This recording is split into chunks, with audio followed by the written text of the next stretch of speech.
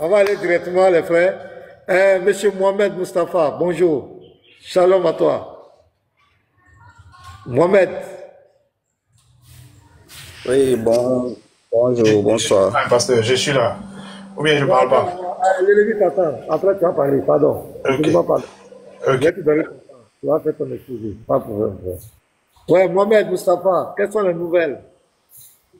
Oui, il y a plusieurs nouvelles aujourd'hui. Il y a beaucoup de nouvelles même. Mohamed, c'est toi mon Mohamed là? Oui, exactement, c'est bien moi. Ah d'accord, ok. Ok, d'accord. Ok, vas-y, Mohamed, on t'écoute. Donc, tout d'abord, je remercie le Seigneur de m'avoir accordé cette grâce mémoriale pour moi aujourd'hui d'abord. Ça, c'est une grâce pour moi. Et j'aimerais saluer aussi tous mes chers frères musulmans qui se trouvent actuellement sur ce live. Bon, normalement, tout d'abord, si on doit débuter une conversation en islam, on doit d'abord commencer par certaines salutations. Normalement, c'est comme ça que je devrais commencer. C'est lui. J'espère que vous m'écoutez. Je vais te faire monter tout à l'heure. On te reçoit, frère, on te reçoit, frère. Oui, on te reçoit. Vas-y, pasteur, ton micro, pasteur, on t'entend ici. Ok, c'est correct. Vas-y, Mustafa, c'est la parole. Ok, d'accord. إن الحمد لله ونعمده ونستعينه ونعوذ من شرور أنفسنا وسيئات أعمالنا ما يضلل فلا هادي له وأشهد أن لا إله إلا الله وحده لا شريك له وأشهد أن محمدا عبده ورسوله أما بعد السلام عليكم ورحمة الله وبركاته. Tous mes chers frères en islam qui se trouvent sur ce live, je vous salue d'abord.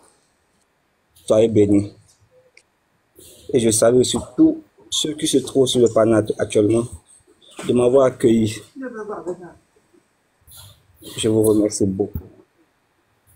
Je suis ici maintenant pour un changement de direction. Je vous affirme cela.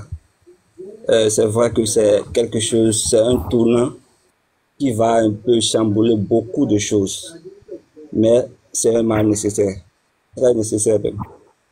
Ouais. Sinon, je suis bien sûr musulman à 100%, né d'un père bien sûr musulman à 100% et d'une mère musulman à 100%. Bon, je ne sais pas si je dois résumer ou bien dire les raisons pour lesquelles. Pasteur, s'il vous plaît, faites descendre les Corans, tout ça là, on va finir avec le frère d'abord, s'il vous plaît, les modos.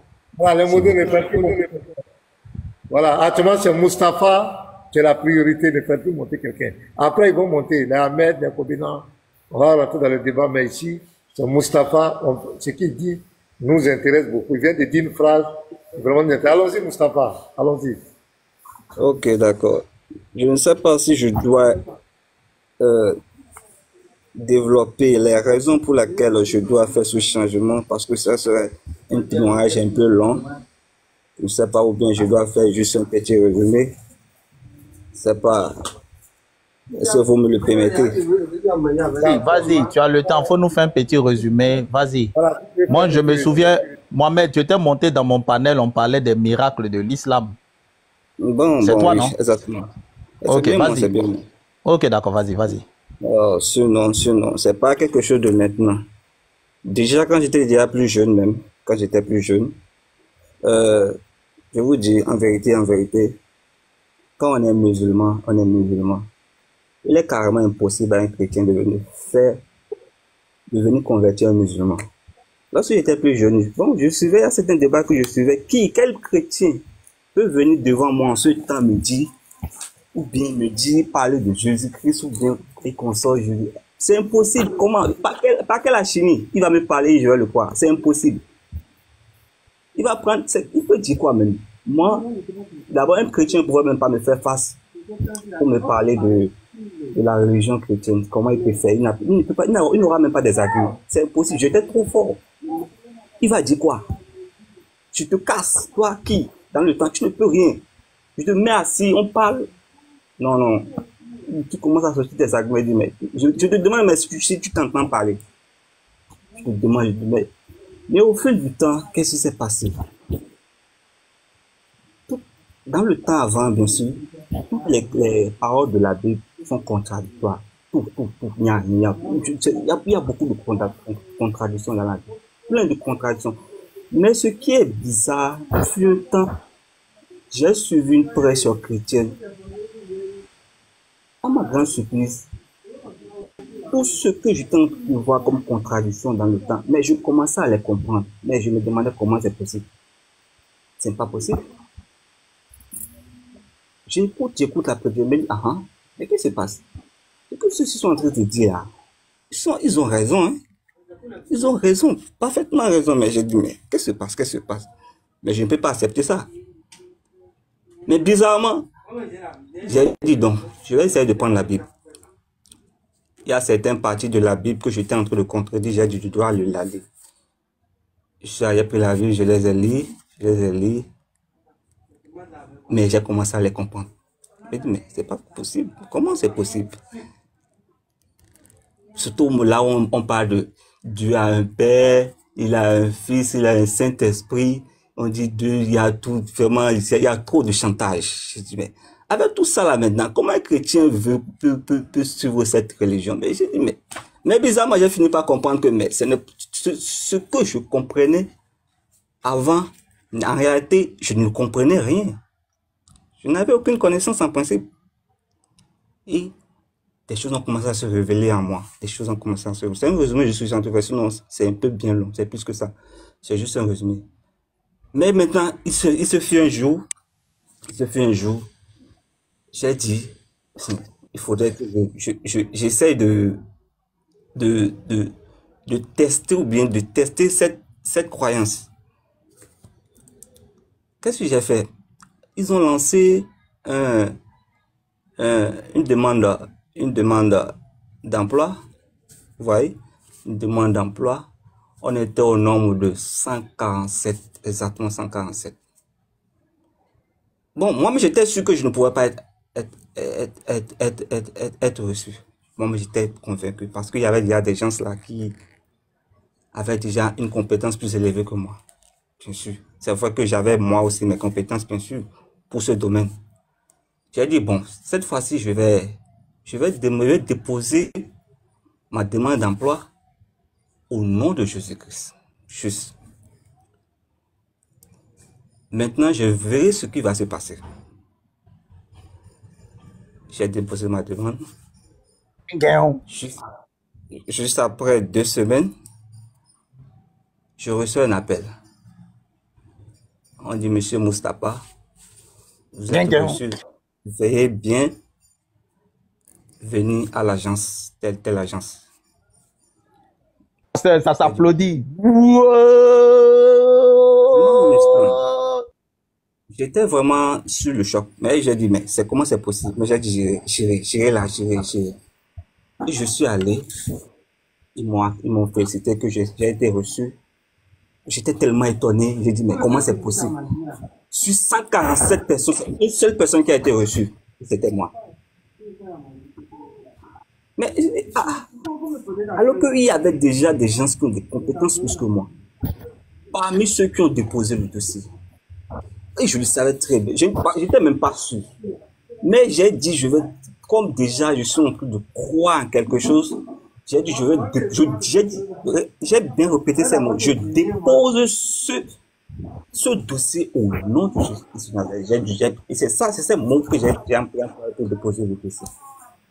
Et j'ai été reçu facilement. Là, j'ai vu que ça commence à être intéressant.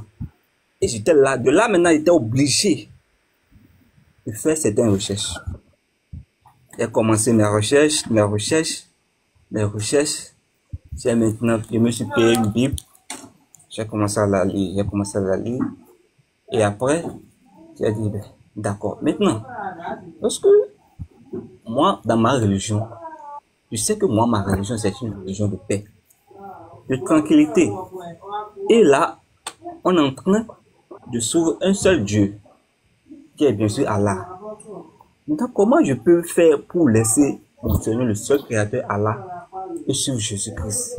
En ce moment, j'étais en train de poser cette question. Ça chamboulait dans ma tête. Je dis, mais ça là, il faudrait que je me calme. Et maintenant, c'est après quelques temps que j'ai maintenant commencé à suivre les lives en ligne. Et j'ai commencé recevoir des révélations pas possibles, incroyables. C'est pas possible. Je suis même dépassé. Des révélations, mais je me disais, qu'est-ce qui se passe? Donc, ce que j'étais en train de suivre n'était pas le véritable Dieu. Et je dis, mais comment?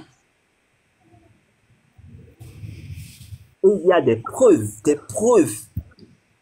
Je sais même pas que les preuves sont vraiment visibles, que je demande des fois à mes chers musulmans que, mais comment? La chose est écrite. Là, maintenant, on peut le lire. Mais pourquoi vous ne voulez pas le comprendre? Mais j'ai vu que c'est normal, c'est impossible. Tel que vous êtes actuellement, tel que vous êtes actuellement, pour vous dire en vérité, vous ne pouvez pas contrer, ou bien, vous ne pouvez pas convaincre un musulman, c'est impossible. Surtout quand je vous vois en train de faire les débats avec les musulmans, peut-être soit disant que vous voulez essayer de les... C'est impossible. Je ne vois pas le chemin que vous pouvez prendre. À moins que qu'il soit touché par le Saint-Esprit. À part ça, impossible. Vous ne pouvez pas, c'est impossible. Ah, vraiment, ce que je vous dis, je ne sais même pas, je suis ému. Je suis vraiment ému. Sinon, mais il y a beaucoup de choses à dire, Mais pour le moment, je veux d'abord arrêter. Parce qu'il faudrait que je fasse vraiment un grand témoignage dessus. D'accord. Ouais. Moustapha. Ok, Oui, donc monsieur. on a tout compris. On a tout compris. Donc, quelle est ta décision maintenant? Tu décides. Ouais, j'ai déjà décidé. Voilà, Oui, je viens de décider de laisser l'islam aux yeux de tout le monde. Et de marcher. Alléluia. Attendez, Oui, les frères, exactement. attendez, s'il vous plaît. Attendez. Et tu as décidé de laisser l'islam pour marcher avec Jésus-Christ de Nazareth, Oui. c'est ça? Exactement, monsieur. Ok. Donc tu es prêt, tu dis que tu es venu le faire publiquement. Donc tu es prêt à faire la confession de foi publiquement. Oui, exactement, publiquement. Ok. Inu boy, tu es là, boy. Oui, pasteur, je suis là. Ok, tu vas nous prendre Romains 10, 9. On va lire ça. On va faire la confession de foi. On va le faire publiquement devant tout le monde. Et qui, à partir d'aujourd'hui, décide de tourner droit à l'islam. Il aura le temps de donner ce témoignage. Son témoignage, il a compris que de l'autre côté, ce n'est pas la vérité. C'est Jésus qui est la vérité. Donc, on va lire un verset et puis après ça, on va... Ok. Romains 10, le verset 9 à 10. Je lis la parole du Seigneur. Si tu confesses de ta bouche le Seigneur Jésus, et si tu crois dans ton cœur que Dieu l'a ressuscité des morts, tu seras sauvé. Car c'est en croyant du cœur qu'on parvient à la justice, et c'est en confessant de la bouche qu'on parvient au salut, selon ce que dit l'Écriture. Amen. Amen. Prends-nous Luc 12, le verset 8. Luc 12, 8. Verset 8. La parole du Seigneur. Je vous le dis, quiconque me confessera devant les hommes, le Fils de l'homme le confessera aussi devant les anges de Dieu. Donc, c'est clair. C'est très important. Donc, Amen. Mohamed, c'est pas quelle est la position dans laquelle tu es. Tu vas te mettre à genoux. Oui. Tu vas te mettre à genoux. Je suis en genoux. Voilà. Et tu fermes les yeux. Tu vas répéter après moi. Tu es prêt? Oui. Ok. Les gens demandent la vidéo. Non, c'est pas obligé qu'ils mettent la vidéo. Voilà, la confession de foi, c'est pas seulement ton visage qu'on veut. Il n'est pas obligé de montrer. Pasteur, mais là, excusez-moi, pour sa protection, pour ne pas d'embrouille, il ne faut pas qu'il mette la vidéo. Il n'a qu'à laisser Voilà, comme ça.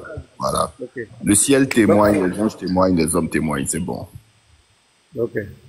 Donc tu dis Seigneur Jésus-Christ, Seigneur Jésus-Christ, je te remercie je te remercie de m'avoir guidé de m'avoir guidé sur le chemin de la vérité. sur le chemin de la vérité.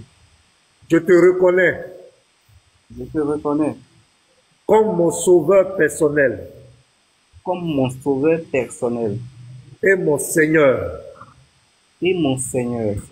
Je reconnais Je reconnais que tu t'es substitué à moi que tu t'es substitué à moi à la croix, dans la croix, à la croix, à la croix, en prenant mes péchés.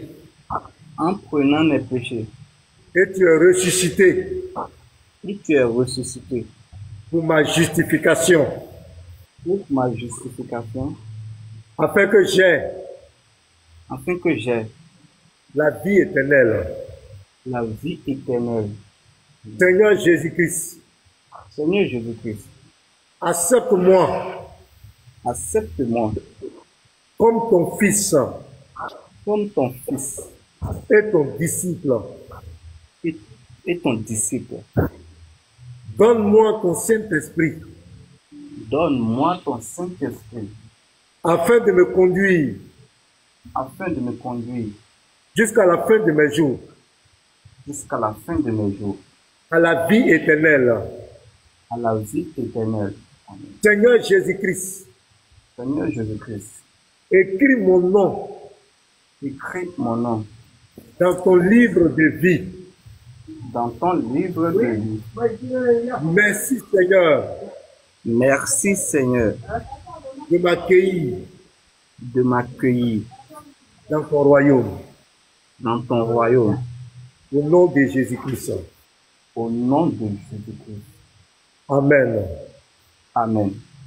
Bon, je vais demander à toute l'assemblée, les 642 personnes, à part ceux dont ça fait mal, on va tous prier pour notre frère.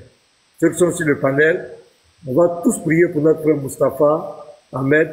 C'est le début d'une marche avec le Seigneur. On sait que le diable va vouloir le distraire, il va avoir même peut-être des persécutions, le régime, le régnement, nous savons tous. Nous allons demander au Seigneur d'être avec lui, de le protéger contre toute attaque physique et spirituelle, de le protéger contre toutes les manigances du diable. Nous allons demander au Seigneur que sa grâce repose sur notre frère Moustapha. Élevons la voix et prions au nom de Jésus-Christ. Notre Père et notre Dieu, Moustapha l'a dit, ce n'est pas un homme qui peut convaincre un autre homme. Nous prêchons, mais c'est toi qui convaincs les cœurs. Si aujourd'hui Moustapha est venu publiquement pour attester sa foi, pour confesser sa foi, c'est parce que tu l'as touché. C'est parce que tu l'as convaincu. Et Moustapha, avant la fondation du monde, était ton enfant. Tu avais un plan pour lui. Nous te le recommandons, Seigneur. La vie chrétienne, il y a des hauts et des bas. Comme tu l'as dit, vous aurez les tribulations dans le monde, mais prenez courage, j'ai vaincu le monde. Nous te le recommandons. Barricade de détail, tout miraille de feu, que tes incantes autour de Moustapha. Que toute entreprise maléfique, occulte, incantatoire, pour nuire à sa vie, soit vouée à l'échec au nom de Jésus-Christ. Tout projet de le dissuader, tout projet de le décourager, tout projet de le manipuler, tout projet, Seigneur, de le décourager par la persécution, soit nul et sans effet au nom de Jésus-Christ. Amen. Tu bénis Moustapha, tu bénis ses activités, Amen. tu ouvres les portes, que ta main de grâce le fortifie. Nous te le recommandons. Il a dit, si deux d'entre vous s'accordent sur la terre pour demander quelque chose, il sera accordé. Ici, plus de 100 personnes, nous sommes unis, d'accord, que tu bénisses Moustapha. Que ta main de grâce t'accompagne et le conduit de gloire en gloire. Au nom de Jésus, nous avons prié. Amen. Amen. Sois béni, Moustapha. Je vais sonner la trompette parce que notre... Amen. Amen. Amen. Amen. Amen. Amen, amen. Ouais. C'est clair.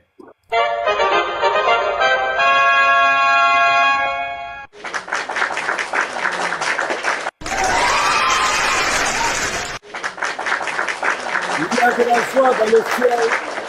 Un seul péché qui se répand, il y a de la joie au ciel. Envoyez-lui les cadeaux, les dons, voilà, c'est important. Voilà, c'est l'expression de votre amour. Nous sommes dans la joie, Moustapha. Et c'est vraiment très bien.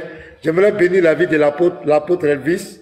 Il faut le dire, qui a fait un travail dans le secret avec Moustapha. Il faut le dire. Voilà, l'apôtre est pour beaucoup dans cette affaire. Ça, il faut le reconnaître. Il a beaucoup travaillé avec lui en privé. Voilà, il n'a pas voulu se prononcer, mais je vais vous dire que c'est le fruit, l'un des grands fruits de l'apôtre du travail, il a travaillé en secret. Que Dieu te bénisse, apôtre Elvis. Voilà. Merci beaucoup, que Dieu vous bénisse abondamment. Merci à l'équipe des apologètes chrétiens. Dieu vous donne longue vie, que la grâce de Dieu soit sur vous.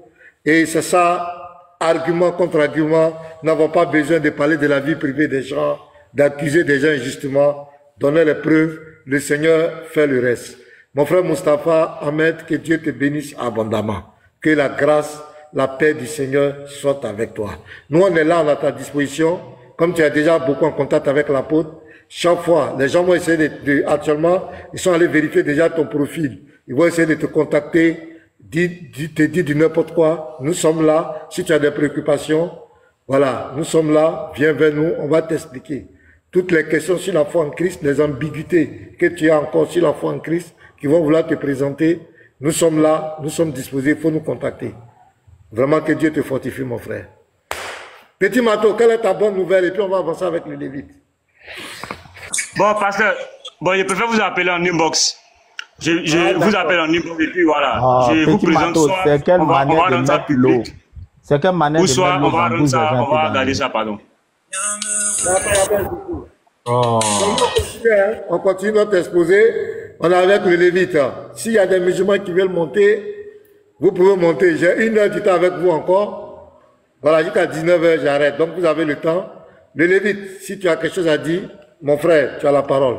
Ok, on va avancer. Ok, d'accord. Alors, shalom à tout le monde, soyez bénis.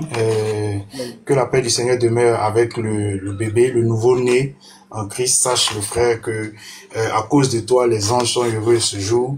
Simplement à cause de ta confession, les anges sont dans la joie. Sois béni et que la force du Seigneur demeure avec toi pour le parcours que tu as décidé de prendre. Et sache que, comme le pasteur l'a dit, on est ensemble et on est avec toi et on mènera le combat ensemble. Alors, pour la thématique du jour, les frères ont assez démontré des choses extraordinaires. J'étais moi-même ému de ce que j'entendais.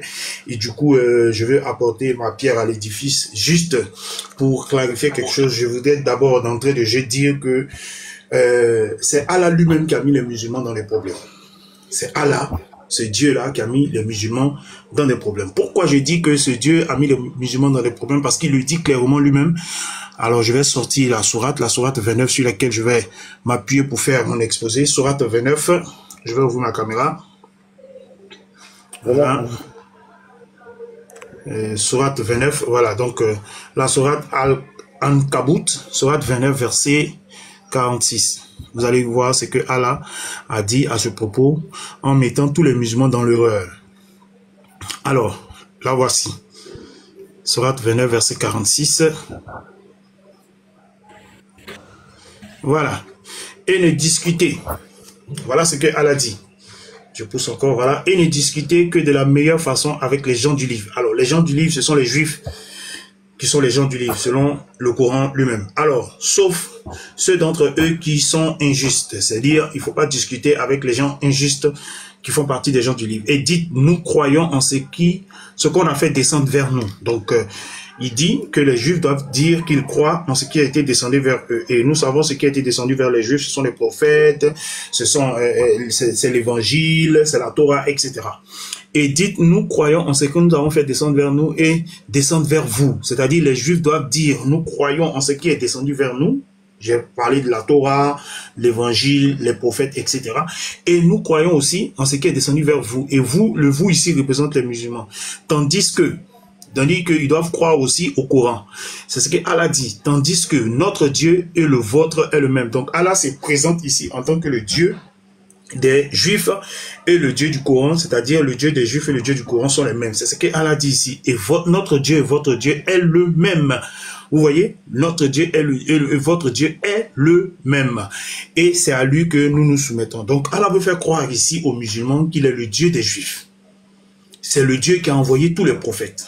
C'est lui, le même Dieu qui a envoyé Moïse, Abraham, etc. C'est comme ça Allah se présente aux musulmans. Et c'est ça là qui a trompé la plupart des musulmans parce qu'ils pensent que le Allah qu'ils adorent est le véritable et le même que celui des gens du Coran. Vous voyez?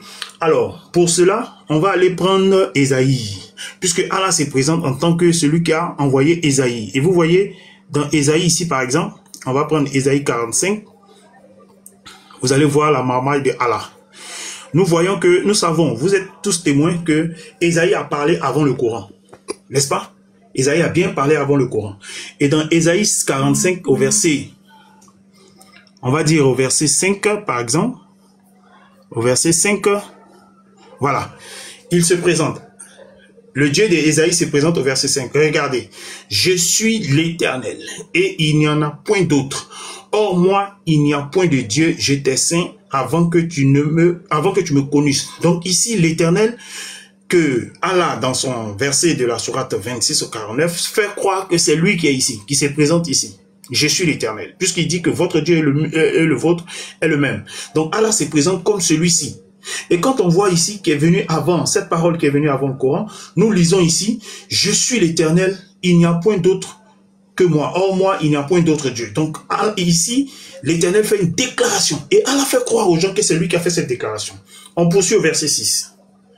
C'est afin que l'on sache du soleil levant au couchant que, hors moi, il n'y a point de Dieu. Je suis l'Éternel, il n'y a point d'autre. Voici une déclaration faite nette de l'Éternel. Et Allah fait croire que c'est lui. D'ailleurs, il le dit dans la sourate 2, verset 255. Vous allez voir. Et vous allez voir comment les musulmans étaient trompés. Parce que la même parole qui a été dite par Ésaïe, Allah vient répéter cette parole ici. Sourate 2, verset 255. Voilà, j'y vais rapidement. Vous allez comprendre la marmaille où la marmaille s'est située.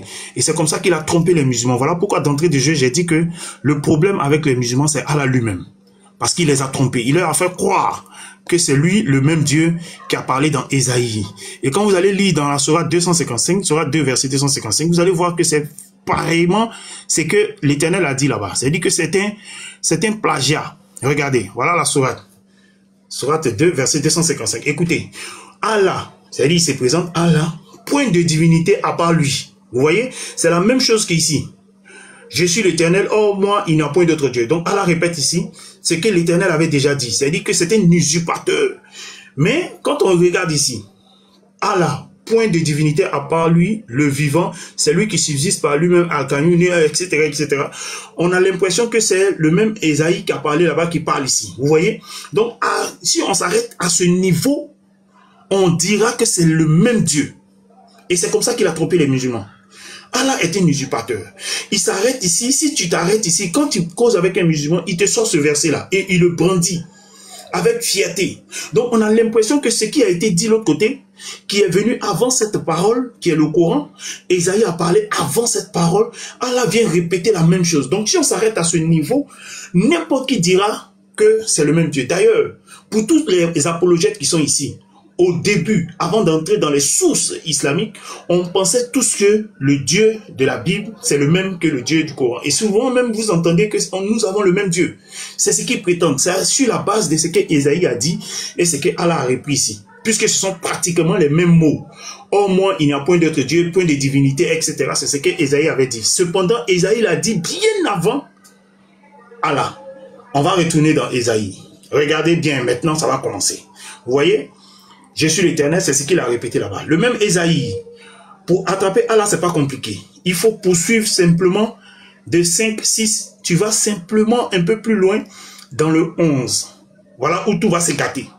Le même qui a parlé ici, là, dans le 5, là, le même qui a parlé dans le 5, là, voilà ça ici, je suis l'Éternel, là, c'est le même qui vient parler dans le 11. Regardez. D'ailleurs, il va se présenter dans le 11. Ainsi parle l'Éternel. Donc, c'est le même. Donc, si c'est Allah qui a parlé dans le 5, logiquement, ça doit être Allah qui parle ici. Regardez. Ainsi parle l'Éternel, le Saint d'Israël, eux son Créateur. Veut-on me questionner sur l'avenir, me donner des ordres sur mes enfants? Vous voyez?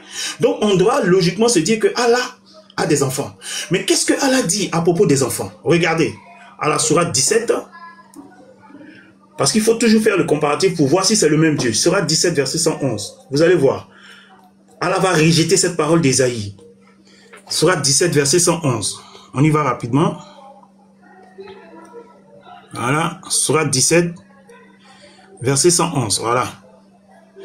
Vous allez comprendre que Allah a menti, il a trompé les musulmans. Voilà. Voilà, Sourate 111. Regardez ici.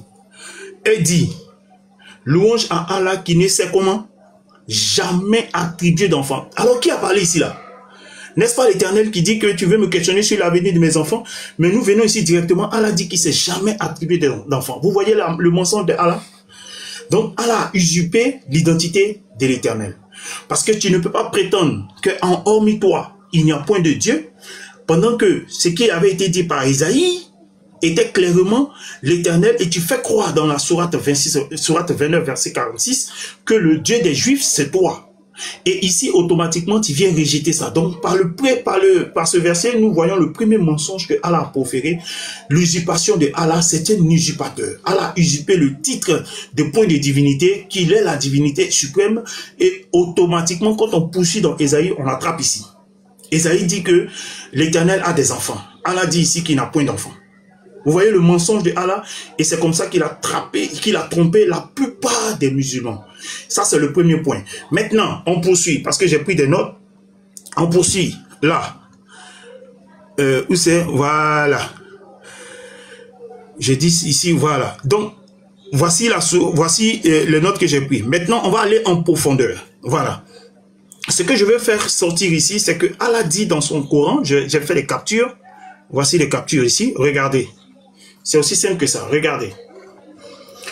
D'abord, avant d'entrer de jeu, je voudrais dire que sur un panel, on était tous là avec des musulmans, et il y a Léon Zé qui a dit que si des personnes se contredisent, c'est-à-dire disent des choses et que l'autre dit le contraire, par exemple, ça veut dire que tout cela est remis en cause et c'est une fausseté.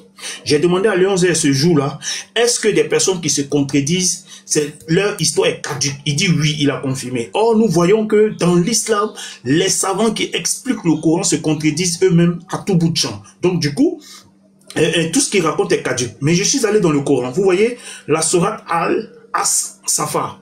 Regardez ce qu'Allah dit. Et nous leur avons apporté un livre explicite. Vous voyez le mot explicite en rouge. Par le livre explicite dans sourate Az-Zukhruf. Voici toutes les sourates. Voyez-vous? Voilà. Mais voici le verset 29 dans Az-Zukhruf. Verset 29. Mais à ces gens ainsi que à leurs ancêtres, j'ai accordé la jouissance jusqu'à ce que leur vienne la vérité, c'est-à-dire le Coran et un messager explicite. Vous voyez? Ok, on poursuit. La sourate Ad-Dukhan. Par le livre explicite. On continue. Alors, un autre verset de la sourate, c'est écrit ici, vous voyez? C'est nous qui ressuscitons les morts et écrivons ce qu'ils ont fait pour l'au-delà, ainsi que leurs traces. Et nous avons dénombré toutes choses dans un registre explicite. Le registre, c'est le Coran. Et nous leur apportâmes le livre explicite. Par le livre explicite. Voici les sourates, hein. Tout ça, Allah défend son livre comme étant le livre explicite. On continue. Vous voyez ici, la sourate Saba, verset 3. Ceux qui ne croient pas disent, l'heure ne viendra pas. Dit, par mon Seigneur, très certainement, elle viendra. Mon Seigneur le connaissait, l'inconnaissable, de l'inconnaissable. Rien ne lui échappe, fut-il du poids d'un atome dans les cieux comme sur la terre, et rien n'existe de plus petit ni plus grand qui ne soit inscrit dans un livre explicite. Je prends la sourate Yassine au verset 12.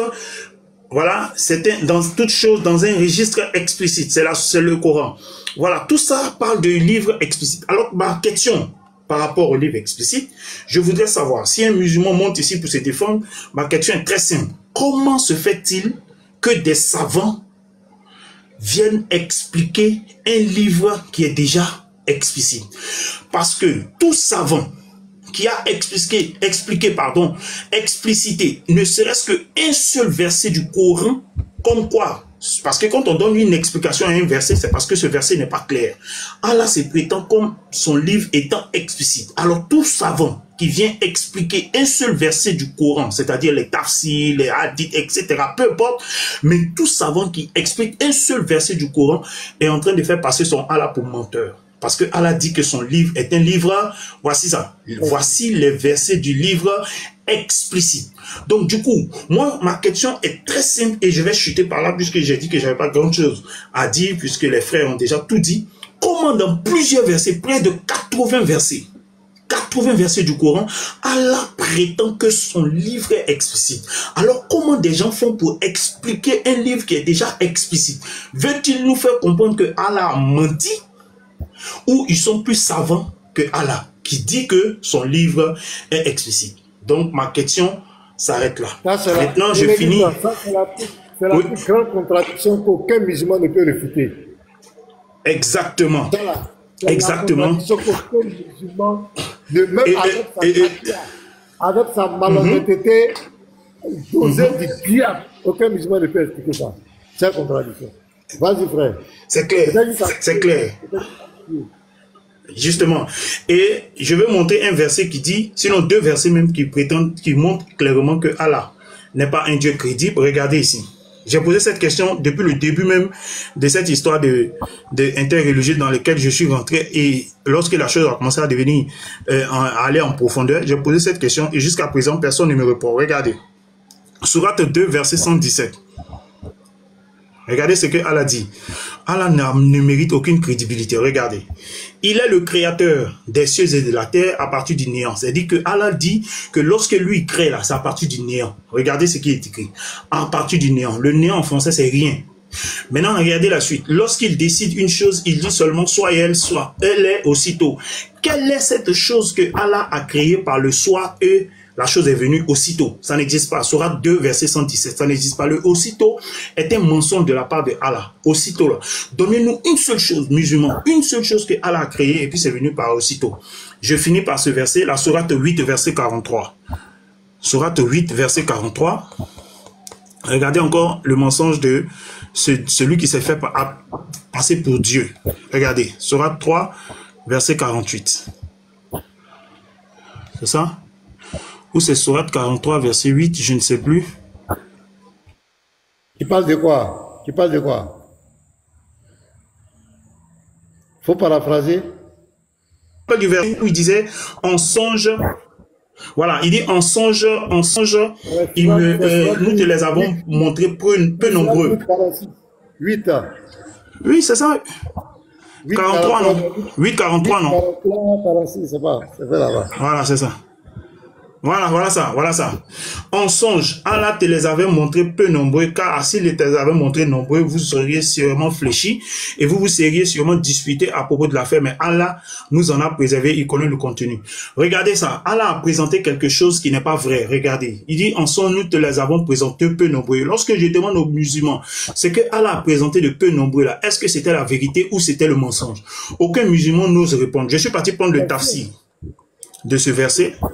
Je suis parti prendre le tafsir de ce verset. Voici ce que le tafsir dit. Voilà. C'est la sourate les prises de guerre. Ainsi, en montrant l'ennemi peu nombreux aux yeux des musulmans, ce fut pour les encourager. Ibn Masoud a dit à cet égard, le jour de Bad, les idolâtres m'apparurent si peu nombreux au point que j'ai dit à un homme qui se trouvait à mes côtés, crois-tu que le nombre dépasse les 70? Il me répondit, non, me répondit-il, il forme une centaine. Maintenant, regardez, en faisant de l'un d'eux comme captifs, il nous dit qu'ils étaient 1000 combattants. Or, dans la sourate 8, verset 43, Allah a présenté en songe les combattants peu nombreux. Est-ce que le peu nombreux que Allah a présenté là, c'est la vérité ou c'est le mensonge? Aucun musulman ne peut me répondre à cette question. Je m'arrête là, merci, je me mute. Merci le frère Lévite, ça c'est propre, je vais t'accorder.